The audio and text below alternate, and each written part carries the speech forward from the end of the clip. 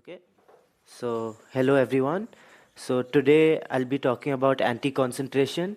So anti-concentration roughly says or aims to give lower bounds for the probability that a random variable takes a value in some small set.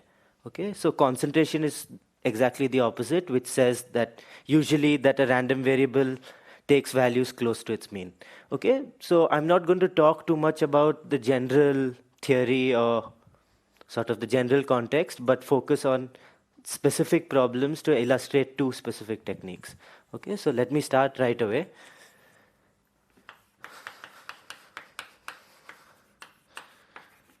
So I want to describe a theorem of Littlewood, Offord, and Erdős. Okay, so we start with, so let A1 be non-zero real numbers.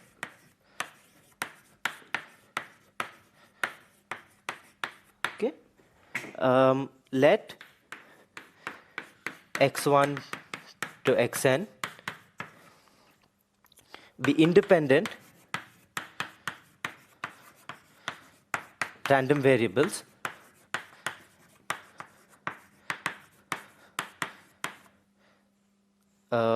with distribution, so they all have the same distribution, +1 -1 with probability half each.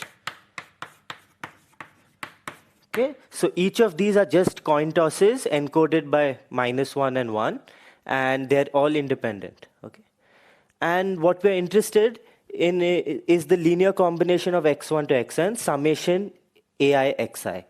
Okay, so what is the statement of the theorem? So theorem,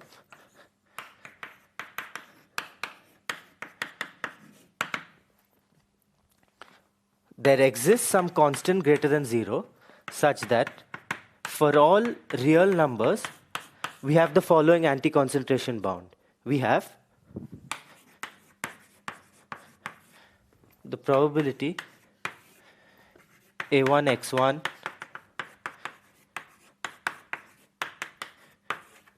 is at most C over square root n. Okay, so what this is saying is, if I take n +1 -1 Bernoulli random variables which are independent, and I have these non-zero coefficients, and I take the linear combination, it can't the sum can't concentrate too much on any given value, and the bound we have is like 1 over square root n. Okay, so the first part of the talk will aim to prove this. Okay, so before that, let me make some remarks. So first, Littlewood and Erdős first proved a weaker bound, C log n over square root n, by sort of some analytic methods. And then Erdős realized or proved, okay. The second remark I want to make is that this bound is tight, right? If I take all these coefficients to be 1, and let's say I take n to be an even number, because, okay, so just note this, so the bound is tight.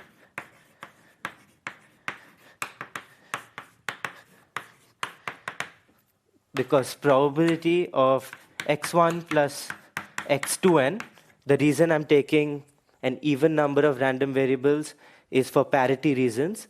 Otherwise, okay, yeah, so I want to say is actually this is asymptotically the same as, you can check, okay, that this is this.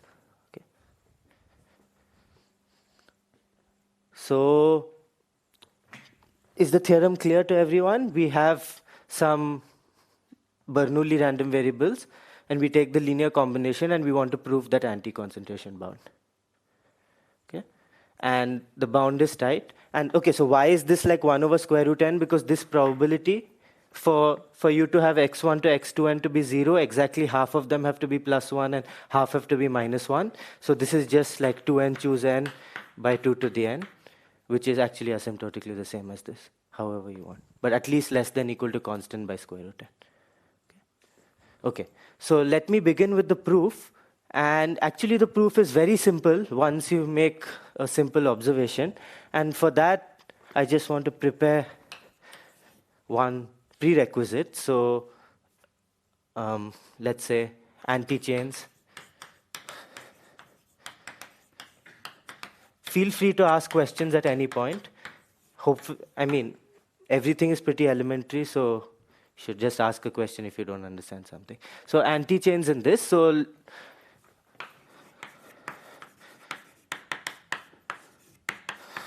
we consider all ordered tuples of -1 and +1, and we equip it with a partial order. Okay, so partial order just means that you can compare some pairs of elements, but maybe not all pairs, and they satisfy the usual properties. Okay, so we as follows. So let x less than equal to y if and only if for all I xi less than equal to yi. So we say x less than equal to y if and only if y dominates x component wise.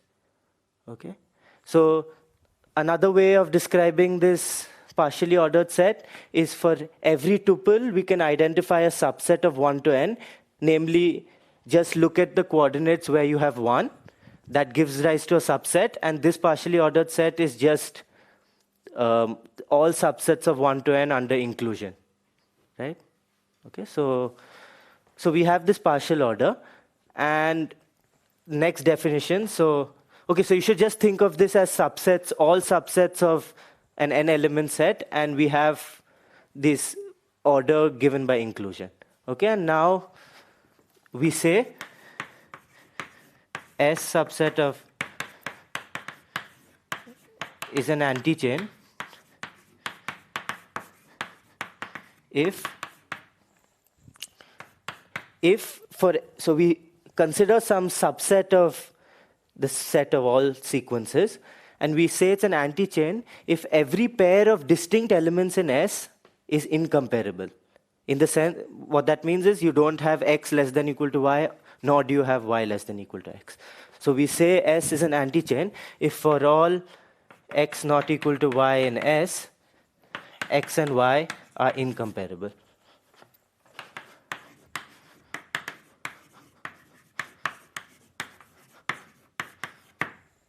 Okay.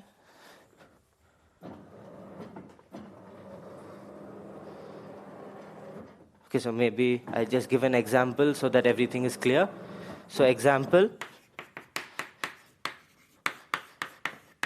let us take n equals 3, and we'll take the sequences, let's say 1, -1, -1, -1, -1, -1, and -1, -1, 1. Okay, so you clearly see for every distinct pair, like every pair among these three elements, you can't say one is less than equal to the other. Okay? Okay, so now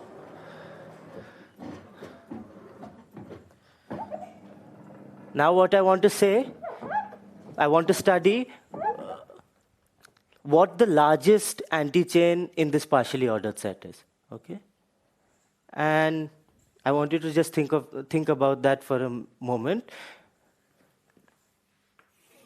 Okay, so the way you should imagine this partially ordered set is kind of like this, where you have the sequence -1, -1 at the bottom, and you have this 1, 1, 1 at the top. In the set theoretic world, this corresponds to the empty set, and this corresponds to the full set.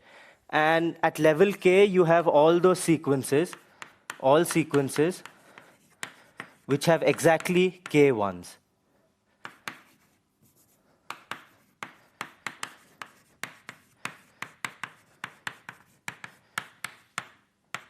Okay, so does anyone have a natural guess for a large antichain in this partially ordered set?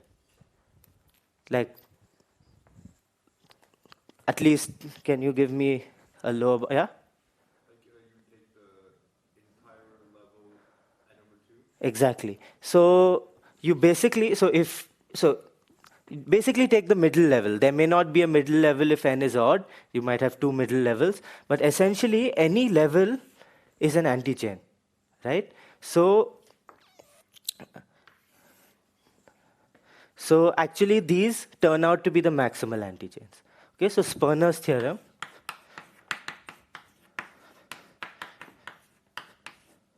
So the sequences with exactly integer part of n over 2 ones, that's an example of a maximal antichain. So Sperner's theorem, it says that let S subset of minus 1, 1 to the n be an antichain.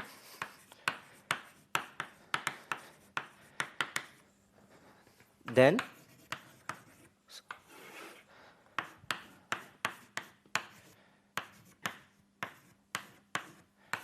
and of course, this is realized by the middle level.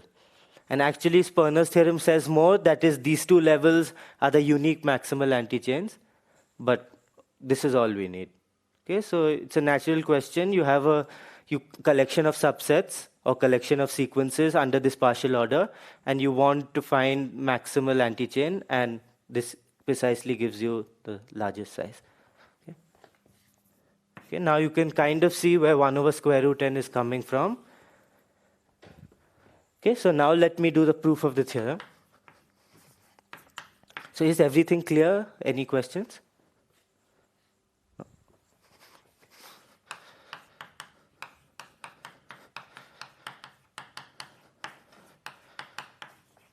Okay.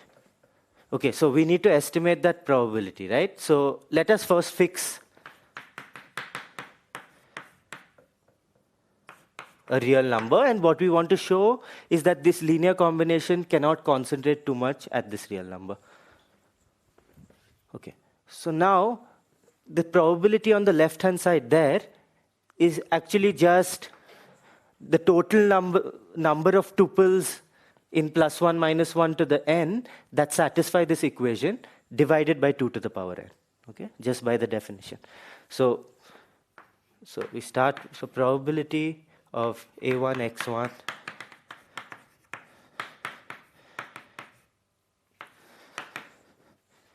equals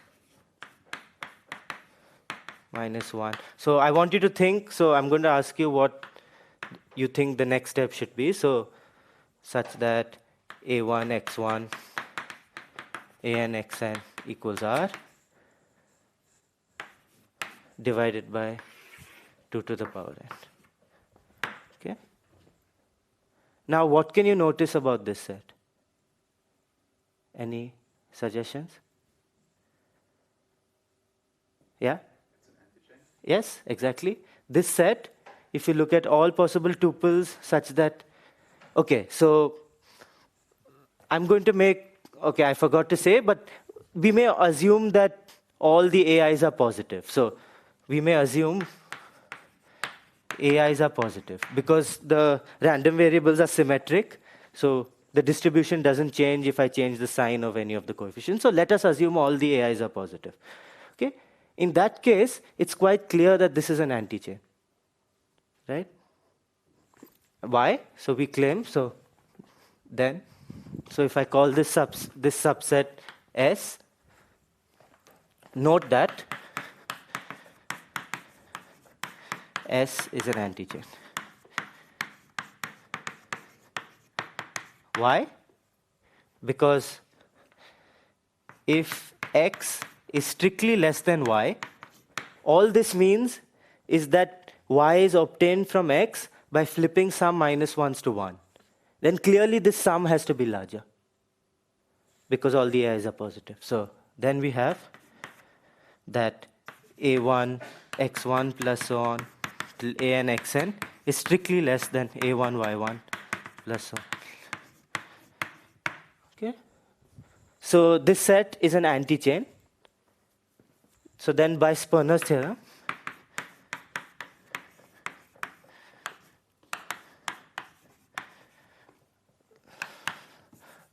the probability of summation ai xi equal to r is less than equal to size of this set divided by 2 to the n, which is less than equal to, by Sperner's theorem, just n choose n over 2 divided by, and which you can check is less than equal to c over square root n, yeah, for some constant c.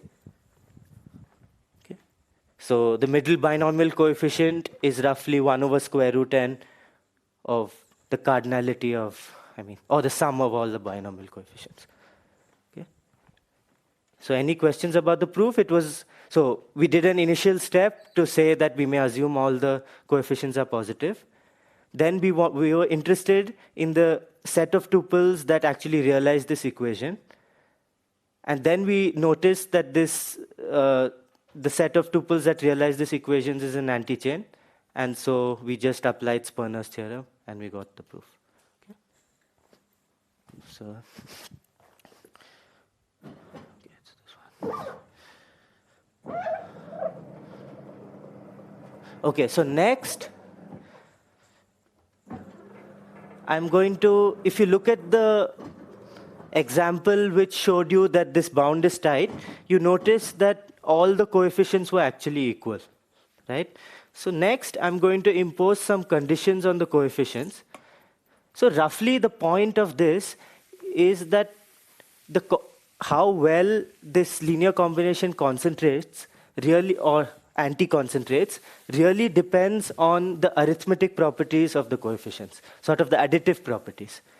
Okay? And the first step to investigate such a qualitative claim is to introduce the assumption that all the coefficients are distinct. Okay, so which is the second part now. Okay, so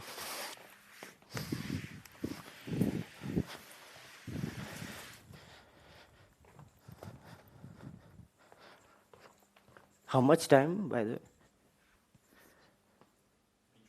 Okay. Okay, so I'm going to begin with the theorem directly. So let's change the chalk.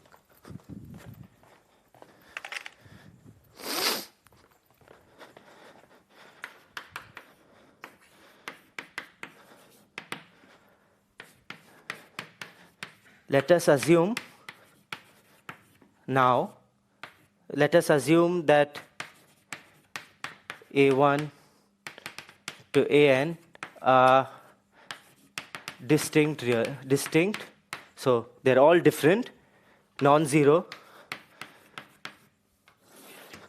real numbers.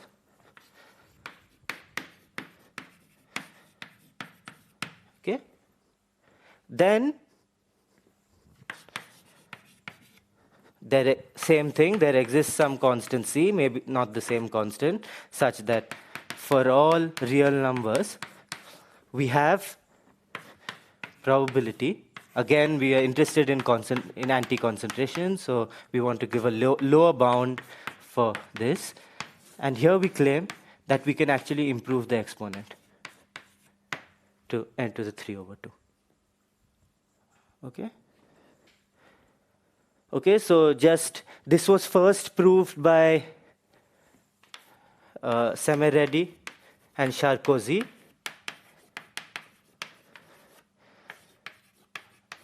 But the proof I'm going to present is not theirs. And I'm not going to present a complete proof, but sort of assume one step and illustrate another type of technique used in this kind of proof, which is like kind of Fourier analysis. And okay, so let's start the proof or the sketch. So proof, sketch. Okay, so now we're assuming all the numbers are distinct. Okay, so I put the wrong, we want to say it anti-concentrates. Sorry. Okay, so step 1.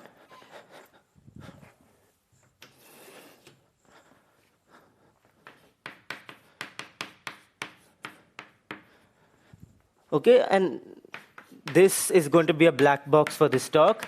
An anti-chain argument, whatever that means, So basically, instead of considering this partially ordered set, you construct another cleverly defined partially ordered set to sort of reduce the problem to computing the largest antichain in some partially ordered set. But so an antichain argument shows that it is enough to prove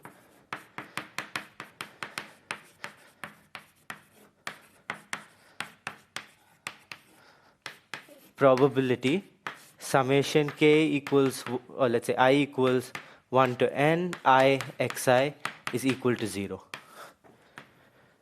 is less than equal to c over n to the 3 over 2. Okay, so all this says is we may reduce to the case where the coefficients are sort of the most natural, a1 equals 1, a2 equals 2, an equals n, and we can choose r equals 0, and we want to prove this bound. Okay. So somehow this condition corresponds to the largest or the middle level of another antichain, and that's why we want to estimate this. Okay. So I won't explain where this comes from. Okay, so just believe me that it's enough to prove this. But this is also interesting. Of course, looks much simpler, but let's see how to do it. Okay. So now think about how to estimate the number of sequences, or how do you get hold of all those tuples, +1, -1 tuples that satisfy this equation. Okay. So first, note that the required probability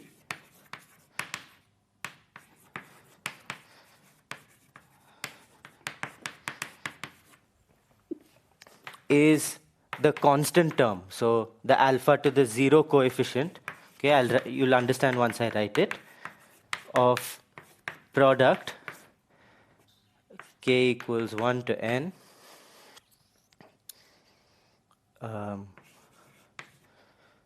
maybe I keep the index I, cosine, product of alpha to the k plus alpha to the minus k by 2. So we view these alphas as some variables, and we view this as not quite a polynomial. You also have negative exponents, but whatever, Laurent polynomial. And we expand this out, and of course the constant coefficient just corresponds to this probability. Why?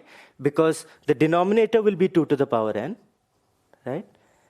And to get 0, you basically have to add and subtract all these exponents for them to cancel out. So you'll basically be counting the total number of tuples which satisfy this. And then we'll be dividing by 2 to the power n. So now we have reduced, yeah? Sorry, yeah. There should be I here. So we're taking the product of this expression, and if you see what the mechanics of this, we just recover as the constant term this probability. Okay? Okay. Now, usually in these kinds of things like generating functions, either you can immediately write down a formula for the coefficient, but I'm not sure that quite works in this case.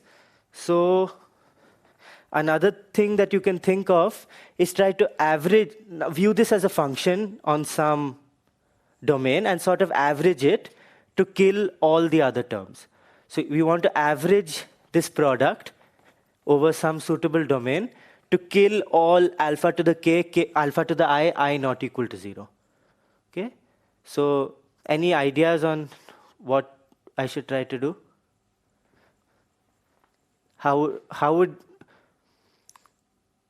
I want to integrate over something or sum over here? Maybe you can do some complex analysis kind of trick. Yeah?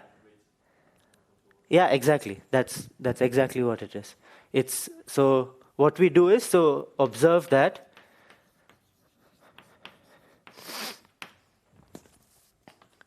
so we just use this.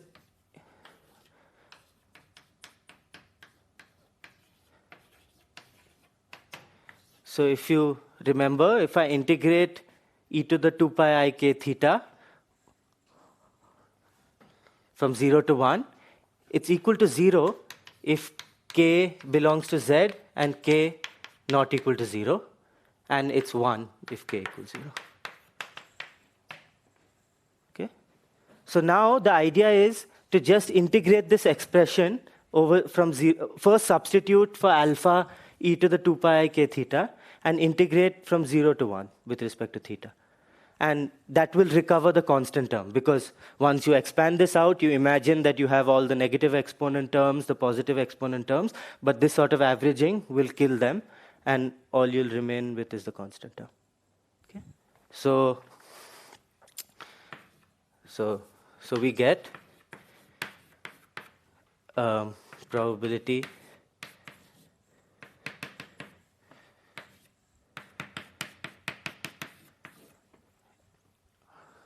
is equal to integral 0 to 1 product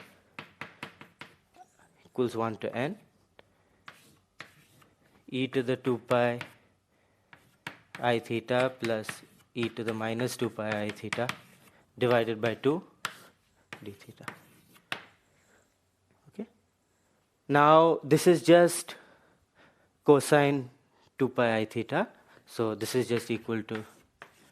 Okay, so now I want to estimate this. So just to backtrack a bit, in the end, I want to show that this is of order 1 over n to the 3 over 2, okay, up to constants. So now the product, so this is product I equals 1 to n.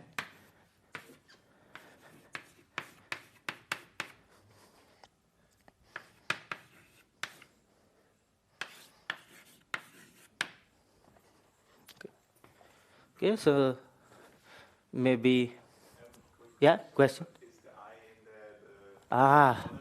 Sorry, that's why maybe I used k before, but sorry, I'm sorry.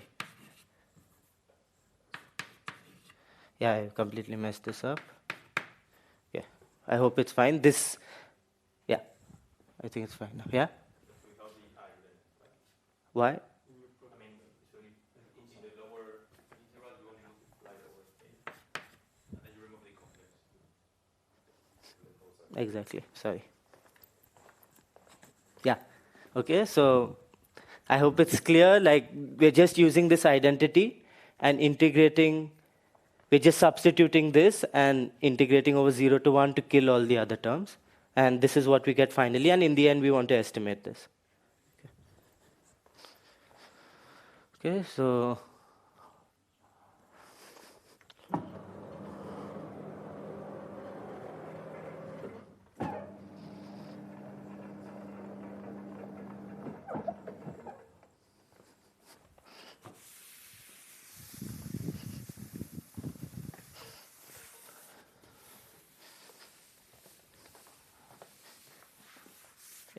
So here the idea was just quite different from the anti-chain proof. Of course, the first step involved reducing it to this case, but then after that, it's just kind of an analysis problem.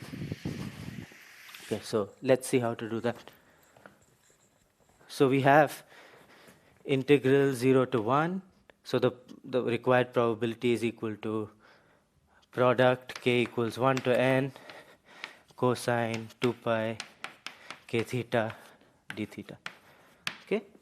Now the first point, which I won't justify completely, is to realize that, I mean, cosine is only large when theta is small or close to 0. And if theta is sufficiently large, say less than 1, greater than 1 over n, you will have a lot of terms here which are small, strictly away less than 1. And so those things will just give you an exponentially small contribution, and we can ignore that. So what my claim is that this is actually 0 to 1 over n, product k equals 1 to n, cosine 2 pi k theta d theta. So I just need to consider theta from 0 to 1 over n, plus some capital O of e to the minus cn. Okay, some exponentially small term. And the reason is you have, as soon as theta becomes bigger than 1 over n, you'll have a lot of these terms which you can say are strictly, the angles are strictly away from 0, and so the cosine value is strictly less than 1. Okay, so we get this. Okay, this you'll have to, it requires some work to justify, but I just want to keep it like this. And the next point is to make an approximation, which also can be made completely precise, but I'll just use it here. So I want to use cos theta is roughly 1 minus theta squared over 2, which is roughly e to the minus theta squared over 2. Okay. So putting the correct inequalities, maybe with some additional constants, will just give you this. But so that gives us, so if we use this substitution here, we get integral 0, 1 over n. And so product k equals 1 to n, e to the power minus, so it's theta squared over 2 for these, so it's 2 pi squared k squared theta squared and d theta. Okay. And now, okay, we sum the exponents, so this is just equal to 0, 1 over n. Product k equals 1 to n, e to the power, so x minus summation k equals 1 to n, and there's some constant, the 2 pi squared and so on, but k squared theta squared d theta. Okay. Now the sum of k squared, so I'll just take theta squared out. The sum of ck squared is roughly of order n cube. If we add the first n squares, it's roughly of order n cube. So this is, okay, no product here. Okay, that was taken in the sum, sorry. And so this is like exponential of minus some constant n cube d theta, theta squared d theta. Okay, so here I just added the exponents. Now the exponents have this sum of n squared, sum of k squared from k equals 1 to n, and that gives us some c n cube for some perhaps different constant c. Okay. Now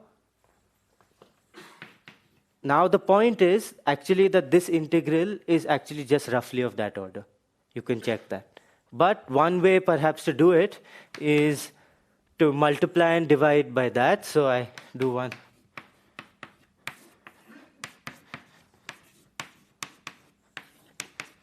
Okay, so this you can do in many ways, and I don't want to spend too much time on completely justifying it. But the point is that if you look at this integral, this thing, up to constants, it's actually just a density of a normal random variable with variance 1 over n cube or something. But anyway, there are many ways to show that even if I integrate this expression from minus infinity to infinity, I just get some constant. Okay, so in the end, I get that this is less than.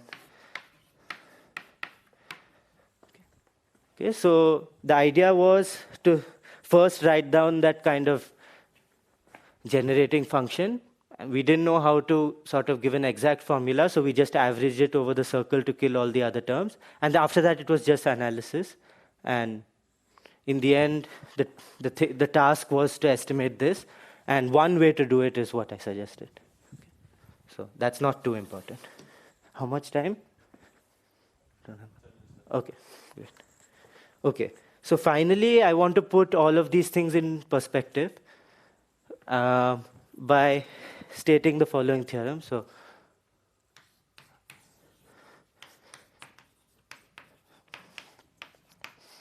which basically says that it quantifies the sort of qualitative fact that you might guess that if your coefficients have a lot of additive structure, you can add and subtract the coefficients to get some value in many ways, then you have a worse anti-concentration bound. That is, if you have very few ways to add and subtract to get some fixed number, you should get a better anti-concentration bound. And so Halas's theorem says this. So here now we just have no assumptions on A1 to AN except that they are non-zero. Real numbers.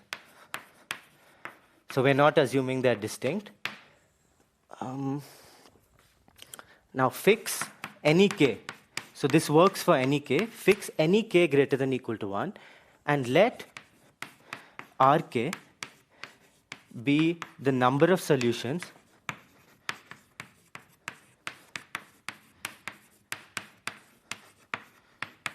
to the following equation. So epsilon 1, ai1, plus so on till epsilon 2k, ai2k equal to 0. Okay, where over, so we let the epsilon i's be in minus 1, 1, and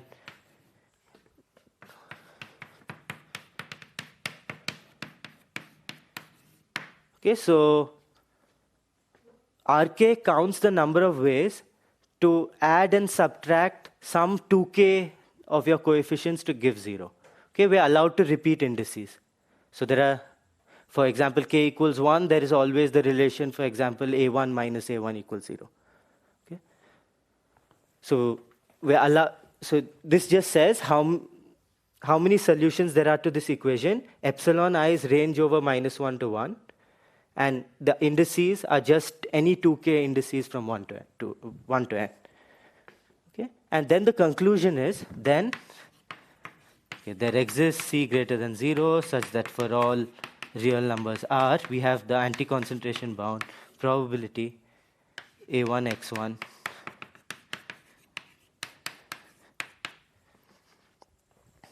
equals R is less than equal to Rk by n to the 2k plus half. Okay? Okay, so this is maybe not so transparent, but let me, in the last, few minutes, just explain how the first two results we discussed in the talk just directly follow from this by taking suitable k. Okay, any questions? Okay, so I'll just erase this and try to demonstrate that. Maybe that will also help to understand what the theorem statement means, because RK is a bit confusing when you see it at first, but it basically quantifies the fact that low additive structure on your coefficients imply a better anti-concentration bound. Okay, so Littlewood offered Erdosh. How does it follow from this? So take any k actually. Take any k. In particular, k equals 1. And give a trivial bound for the number of solutions to this equation. So what's a trivial bound that I can give for the number of solutions to this? So for the coefficients, you have for each 1 plus 1 minus 1, and you have 2k of them. So we can say the coefficients, we have 2 to the 2k possibilities. And for each of the indices, we have n possibilities. And there are 2k indices, so let's put the bound n to the power 2k. I mean, it's really crude, so trivially, we have Rk is less than equal to 2 to the power 2k. For each coefficient, you have 2 possibilities, you have 2k coefficients, n to the 2k. For each index, you have n possibilities, and there are 2k indices. And this gives the bound by Halas that probability summation ai(xi) equal to R is less than equal to 2 to the 2k, n to the 2k divided by n to the 2k plus half. So basically, you get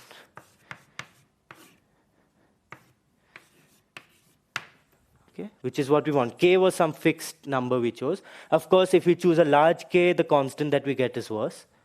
But this is, and sort of one additional amount, like when suppose someone gives you some coefficients and asks you to prove an anti-concentration bound. Of course, this allows you to choose the k. So you're allowed to choose any k. So you might need a clever choice of k to get the best bound here. Okay? And let me just finish by showing that Semeredi, Sarkozy, why it follows, why. So what should I take as k for so in the case they're all distinct, what's the natural choice for k? to get n to the 3 over 1 over n to the 3 over 2? Any guesses?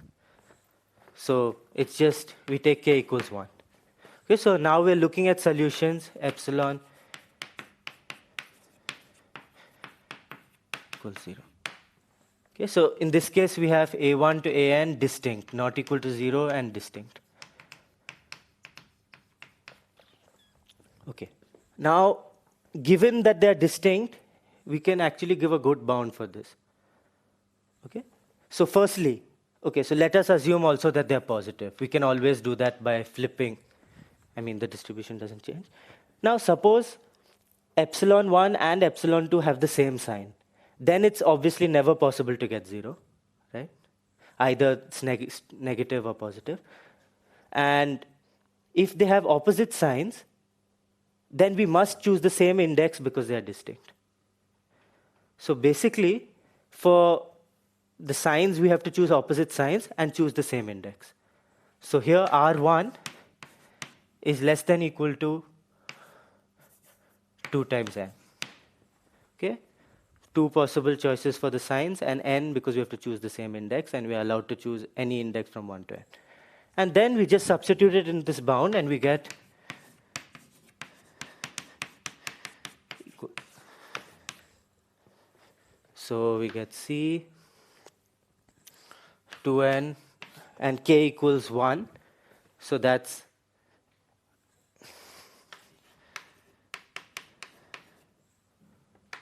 right.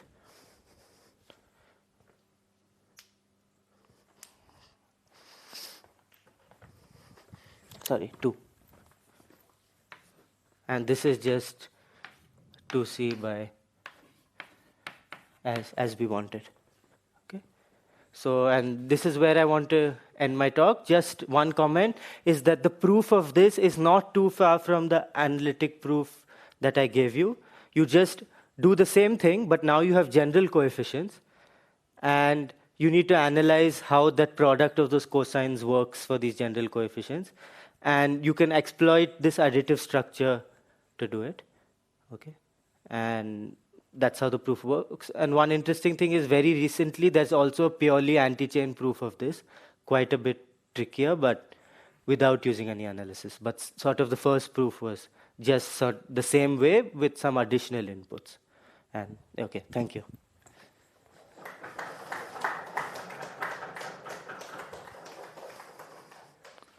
Any questions?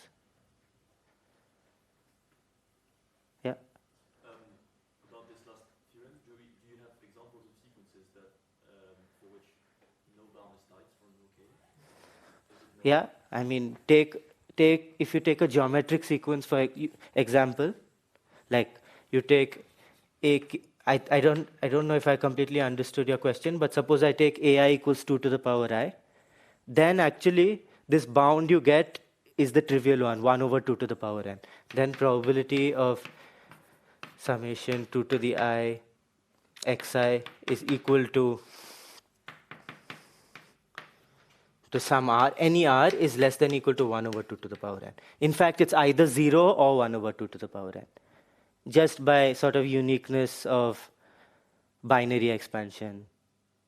You can never get two possible ways of adding and subtract powers of 2 to get the same number. Okay, so it's sort of more interesting when you have reasonable additive structure to get polynomial bounds. And now the question is, what exponent do you get here? And one other interesting direction is to say that suppose you have a1 to an that satisfy a good bound, that is for some exponent. Can you say that a1 to an have good additive structure? So sort of an inverse theorem to this. So I mean, it was first started by Tao and Wu, and they proved many results which says that if you have something here, what can you really say about the additive structure of the coefficients? Okay, so yeah, that's it. Yeah. Any questions? Anyone? Oh, okay. Yeah. There are links to entropy here regarding anti-concentration entropy? Not that I know of, but I mean, I know entropy is used for concentration inequalities, but I don't know if it's used here. Yeah. Yeah, I don't know. Okay. Thank you.